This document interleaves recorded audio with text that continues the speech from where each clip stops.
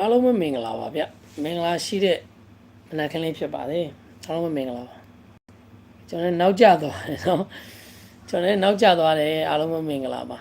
နော်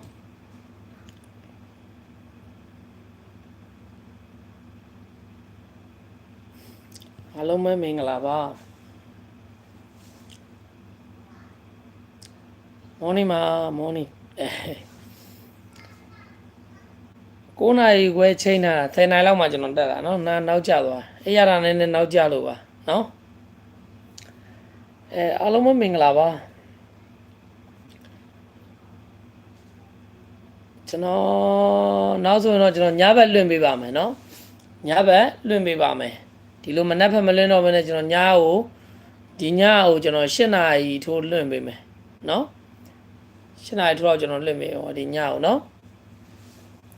မနက်ဘက်ကတော့နောက်ကျနေလို့ဝက်ချင်း10 နာရီလောက်မှလွှင့်ပြနေလို့နော်ကျွန်တော်ညကိုဒါညဘက်ဆိုရင်ကျွန်တော်ညကို8 နာရီလွှင့်ပေးမယ်နော်ညဘက်ဆိုည8 နာရီပြန်လွှင့်ပေးမယ်နေကင်းဆိုရင်တော့ဒါ1 နာရီ2 နာရီ1 နာရီခွဲပေါ့1 နာရီခွဲ2 နာရီပေါ့နော်အားလုံးမင်္ဂလာပါကဲကျွန်တော်မနေ့ရတော့ဒါကျွန်တော်20ဆိုတဲ့ဩကွက်ပေါ့နော်ပြီးတယ်ပေါ့နော်ဝမ်းညင်တိုင်းရနေကုန်မှာကြမယ်ဆိုတော့ဝမ်းညင်နှစ်ခွန်ကလည်းဒါလက်မကြည့်နဲ့ကွက်တီပဲနော်ကောင်းတယ်ပြောရမယ်နော်ဒါပေမဲ့ကျွန်တော်လွှင့်ပြမဲ့အချိန်လေးကိုတော့ကျွန်တော်အကောင့်နေကျွန်တော်ပို့တင်ပေးပါမယ်နော်ဘယ်အချိန် live လွှင့်မလဲဆိုတာကိုတော့နော်ဟုတ်ပြီလားကဲအားလုံးပဲမင်္ဂလာပါ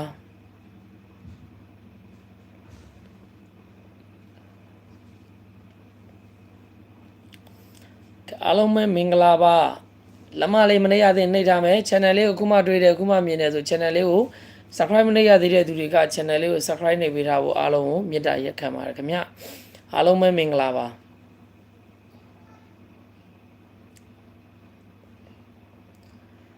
ကဲကျွန်တော်အင်္ဂါနေ့လေးအတွက်ကိုသွားမယ်ပေါ့ဗျာနော်ဒါမနေ့ကတော့ဒါ23ညနှစ်ဆိုတဲ့ကနန်းနဲ့ဒါဩဂတ်မိတယ်ပေါ့နော်ကျွန်တော်ဒီနေ့အင်္ဂါနေ့ပေါ့ဗျာ14ရက်6လပိုင်း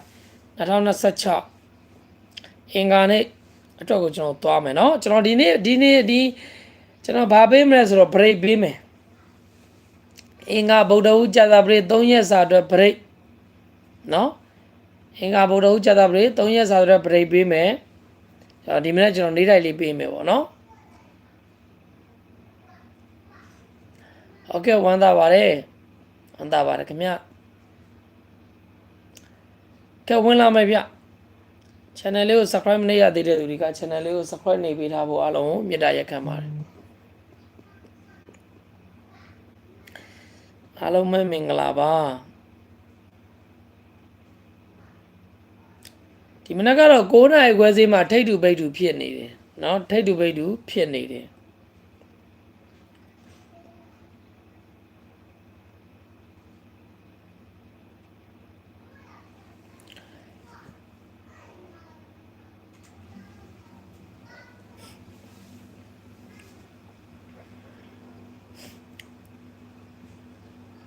ကဲအားလုံးပဲမင်္ဂလာပါ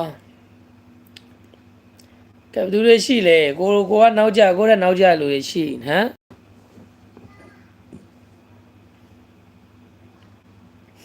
ဒီမနက်က9 နာရီခွဲချိန်မှာထိတ်တူပိတ်တူဖြစ်နေတယ်ရှင်တော့ကတော့သူပေးတဲ့ပုံစံကတော့သူထိတ်တူပိတ်တူဖြစ်နေရင်တူတယ်ကနန်း6တူတာပေါ့နော်6နောက်ထိုင်တူနေတယ်တူတယ်ကနန်းလာရင်လာမလာရင်အပူမစင်3ညာစင်ပေါ့နော်ကိုနဲ့ပတ်သက်တာလာရင်လာမယ်အပူးစင်းမယ်ဘူးမစင်း3ညာစင်းပေါ့နော်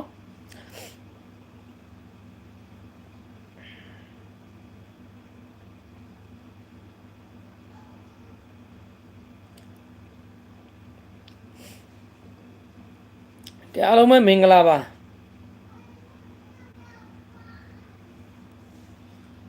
ကိုကနောက်ကျရလိုက်လွင်တာကိုတဲ့နောက်ကျလို့ရှိဟေးပေါ့ကိုလင်းက9 နာရီခွဲလိုက်လဲမယ်ပြောပြီး9 နာရီခွဲမှာတက်မလားတချို့ကလည်းစိတ်မရှိဘူးဖြစ်တာဟုတ်တယ်တော့အားလုံးပဲမင်္ဂလာပါ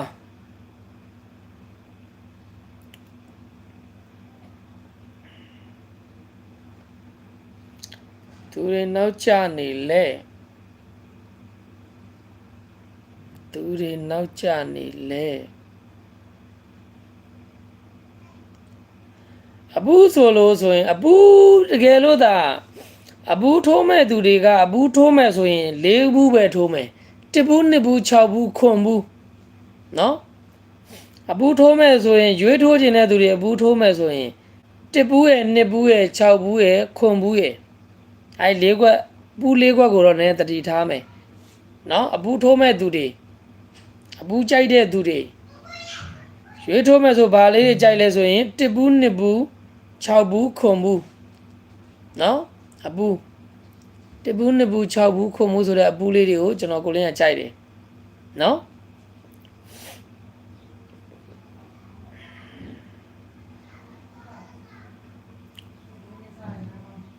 အားလုံးပဲမင်္ဂလာပါเนาะဒါအဘူးထိုးမဲ့သူတွေကိုဥစွာပထမပြောချင်တာเนาะသူတွေနောက်ကျနေလဲကျွန်တော်ဗရိတ်ပြောမယ်เนาะဗရိတ်လေးမပြောခင်ကဲဝင်လာမယ်ဗျာသူတွေနောက်ကျနေလဲသူတွေနောက်ကျနေတယ်ကြာကြီးတိုင်းမလွင့်ပါဘူးခဏပဲလွင့်တာအဲ့ဒါတော့နောက်ကျနေကြတယ်เนาะအဘူးထိုးမဲ့သူတွေက1ဘူး2ဘူး6ဘူး9ဘူးဆိုတဲ့အဘူးလေးတွေကိုနည်းနည်းအဓိကထားပြီးတော့တတိထားပါပေါ့နော်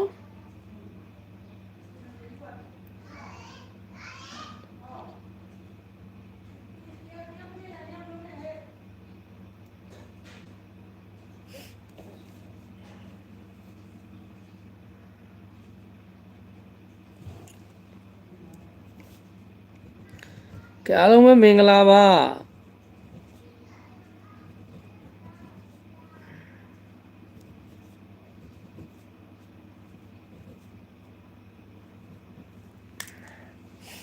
အားလုံးပဲမင်္ဂလာပါ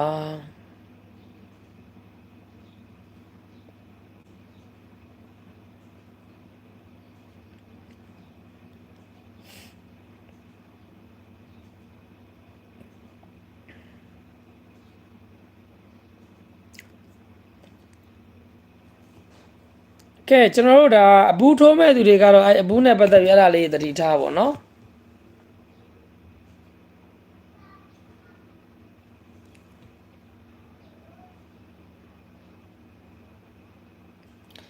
နင်းပြောပြီလားတဲ့အခုမှတွေးလို့ပါမပြောရသေးပါဘူးဈေးသွားနေကြတာနေမှာပါဟုတ်တယ်အဲ့လိုဖြစ်နေနော်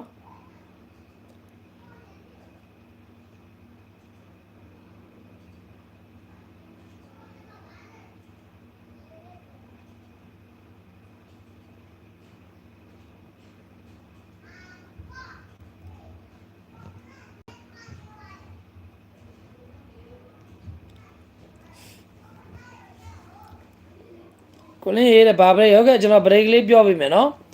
ကဲ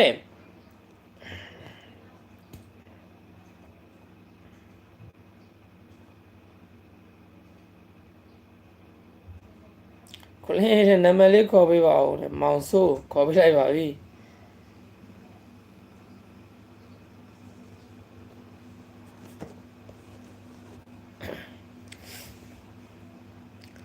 ကဲကျွန်တော်တို့ဒါကဲဝင်လာမယ်ဘယ်သူတွေနောက်ကျနေလဲသူတွေနောက်ကျနေလဲ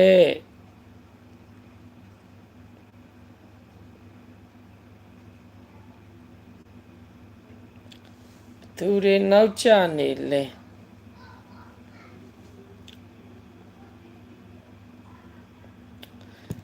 ကဲကျွန်တော်ဘရိတ်ကလေးပြောမယ်ဗျာနော်ဘရိတ်ကလေးပြောမယ်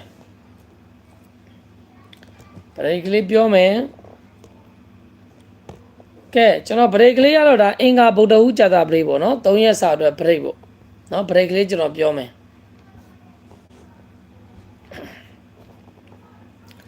ဘရိတ်ကလေးကတော့3ဘရိတ်10ဘရိတ်ဖြစ်ပါတယ်နော်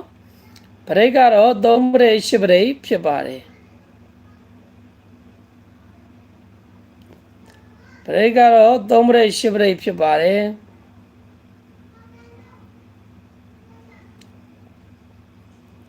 3ဘရိတ်10ဘရိတ်မှာကျွန်တော်ကိုလင်းကဘာလေးတွေကိုပို့ကြိုက်လဲဆိုရင်2126 ခွန်တစ်ခွန်6ဆိုတဲ့ပရိတ်လေးတွေကိုပို့ကြိုက်ပါတယ်နှစ်တစ်3ပရိတ်နှစ်6 8ပရိတ်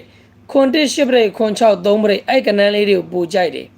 နော်နှစ်တစ်နှစ်6ကဲခွန်တစ်ခွန်6ကဲဆိုတဲ့ပရိတ်တွေကိုကိုလင်းကပို့ကြိုက်တယ်ပေါ့3ပရိတ်8ပရိတ်မှာနော်မိန်ပေါ့နော်နှစ်တစ်နှစ်6ခွန်တစ်ခွန်6ဆိုတဲ့3ပရိတ်8ပရိတ်ကအဲ့ကနန်းလေးတွေကိုပို့ကြိုက်ပါတယ်ကဲအဲ့ဒါပြင်ကျွန်တော်ဒါပရိတ်ပေါ့နော်ပရိတ်သမားတွေအတွက်ပရိတ်3ပရိတ်8ပရိတ်နော်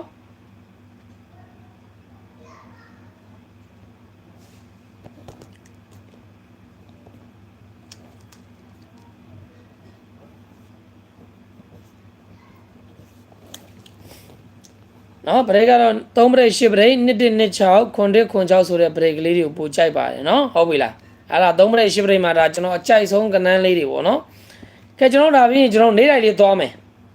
နော်နေတိုင်းလေးသွားမယ်ကျွန်တော်နေတိုင်းလေးကတော့အင်္ဂါနေ့အတွက်ကိုနေတိုင်းလေးပေါ့နော်တကယ်လို့ဒီမနက်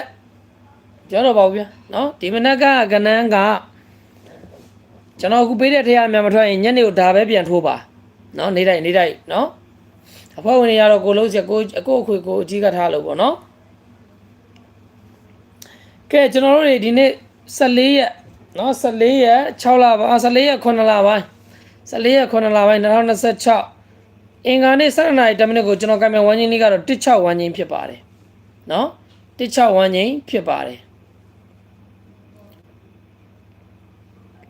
16ဝမ်းချင်းဖြစ်ပါတယ်ကဲလက်မလေးမနေရသေးနှိပ်ထားမယ်လက်မလေးမနေရသေးနှိပ်ထားမယ်ကိုလင်းကိုတွေးပြီးလင်းကိုအခုတွေးပြီးမြင်ပြီဆိုရင် channel လေးကို subscribe မလုပ်ရသေးတဲ့သူတွေက channel လေးကို subscribe နှိပ်ပေးထားဖို့အားလုံးမြတ်တာရက်ခံပါတယ်နော် channel လေးကို subscribe မလုပ်ရသေးနှိပ်ပေးထားပါကိုလင်းအခုတွေးပြီးမြင်ပြီဆိုရင် channel ကို subscribe မလုပ်ရသေးနှိပ်ပေးထားပါကျွန်တော်ဘယ်ချိန် live လွှင့်မလဲဆိုတာကိုကျွန်တော်အကောင့်နဲ့ကျွန်တော်ပို့တင်ပေးမယ်နော်ကျွန်တော်အကောင့်နဲ့ G အကောင့်နဲ့ကျွန်တော်ပို့တင်ပေးမယ်ကိုလင်းဘယ် live လွှင့်မလဲဆိုတာအဲ့ဒါလေးကိုသတိထားကြည့်ပြီနော်အလုံးလေးမှာအားတာလေးရှိလို့အားကြောင့်နော်လိုက်လွှင့်တာလေးအချိန်လေးတွေဟိုရောက်တရောက်ဖြစ်နေတာပါနော်လွှင့်ပေးနိုင်အောင်တော့ကြိုးစားနေတယ်နော်ခုကတော့နော်ကဲဝမ်းချင်းလေးကတော့16ဝမ်းချင်းဖြစ်ပါတယ်ဝမ်းချင်းလေးကတော့16ဝမ်းချင်းဖြစ်ပါတယ်ကဲဝင်လာမယ်ဗျာဝင်လာမယ်ဗျာဝမ်းချင်းလေးကတော့16ဝမ်းချင်းဖြစ်ပါတယ်တခြားဝမ်းချင်းမှာကျွန်တော်ကိုလင်းရနေပြီးတင်းနဲ့ပတ်သက်လာရင်ဘာလေးကြိုက်လဲဆိုရင်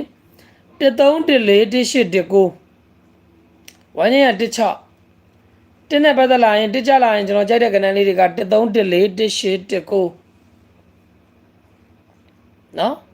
လက်မလေးမနေရသေးနှိပ်ထားမယ် channel လေးကို subscribe မနေရသေးတဲ့သူတွေကကိုလင်းကိုအခုတွေ့ပြီးမြင်ပြီဆိုရင် channel လေးကို subscribe မနေရသေးနှိပ်ထားပါနော်1314 15ဝမ်းချင်းက16တင်းနဲ့ပတ်သက်ရင်1314 18 19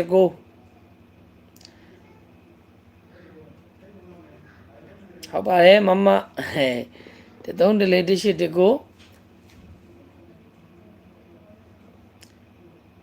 ဝမ်းချင်းက16အချိန်တစ်ကိုကျွန်တော်က1314 18 19နဲ့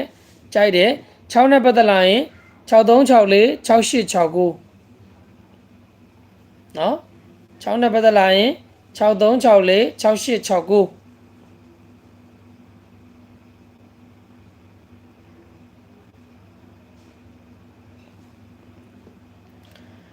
1314 18 19 6နဲ့ပတ်သက်ရင်6364 6869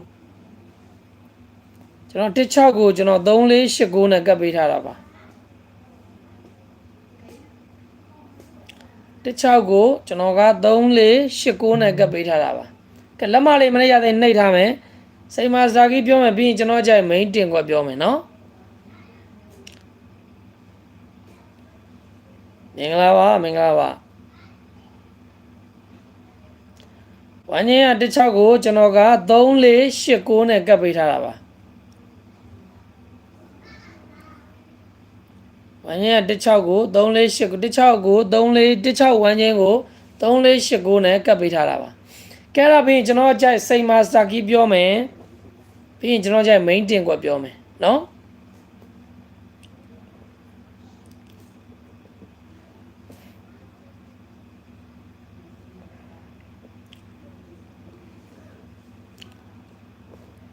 ပရိတ်ကတော့3ပရိတ်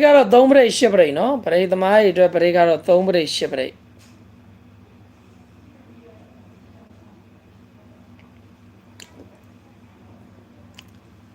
ကဲအဲ့ဒါကျွန်တော်ရဲ့စိန်မာစတာကီကတော့ဒီနေ့အင်္ဂါနေ့အတွက်ကိုကျွန်တော်ရဲ့စိန်မာစတာကီကတော့3.5ခွန်ကီဖြစ်ပါတယ်နော်3.5ခွန်ကီဖြစ်ပါတယ်စိန်မာစတာကီကတော့3.5ခွန်ကီဖြစ်ပါတယ်စိန်မာစတာကီကတော့3.5ခွန်ကီဖြစ်ပါတယ်မနေ့ကတော့ဒါ9.3ကီကโอเคတယ်နော်ညနေပိုင်းကိုโอเคတယ်မနက်ပိုင်းတော့ဒီနေ့အင်္ဂါနေ့အတွက်စိန်မာစတာကီကတော့3.5ခွန်ကီဖြစ်ပါတယ်โอเคကဲအဲ့ဒါပြီးကျွန်တော်ကြိုက် main တင်ခွက်ပြောမယ်ကဲကျွန်တော်ကြိုက် main တင်ခွက်ကတော့10ရယ်15ရယ်1ခွန်ရယ်ဖြစ်ပါတယ် main ခွက်10 15 1ခွန် main တင်ခွက်ဖြစ်ပါတယ်နော်10ရယ်15ရယ်1ခွန်ကတော့ main တင်ခွက်ဖြစ်ပါတယ်နော်10 15 1ခွန်ကတော့ main တင်ခွက်ဖြစ်ပါတယ်နော်ဟုတ်ပြီလားကဲအားလုံးကိုကျေးဇူးတင်ပါတယ်ခင်ဗျာအားလုံးပဲမင်္ဂလာရှိတဲ့အင်္ဂါနေ့ကိုနေကုန်ပိုင်ဆိုင်ကြပါစေဒီ live ကိုမြင်တဲ့သူဒီဗီဒီယိုမြင်တဲ့သူတွေအားလုံးပဲနော်အင်္ဂါနေ့ကိုနေကုန်မင်္ဂလာရှိပြီးတော့ okay မှာဆိုပြေကြပါစေလို့ကိုလေးကနေပြီးတော့ဆုတောင်းမေတ္တာပို့သပေးလိုက်ပါတယ်ကဲအားလုံးကိုကျေးဇူးတင်ပါတယ်ခင်ဗျာအားလုံးပဲတက်တာပါအားလုံးပဲ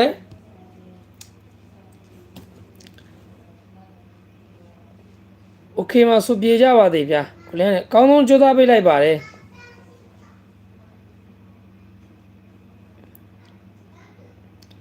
ကောင်းဆုံးကြိုးစားပေးလိုက်ပါတယ်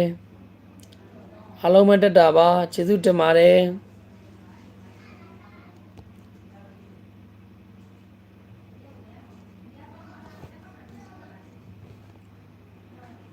အားလုံးပဲတက်တာပါအားလုံးပဲတက်တာ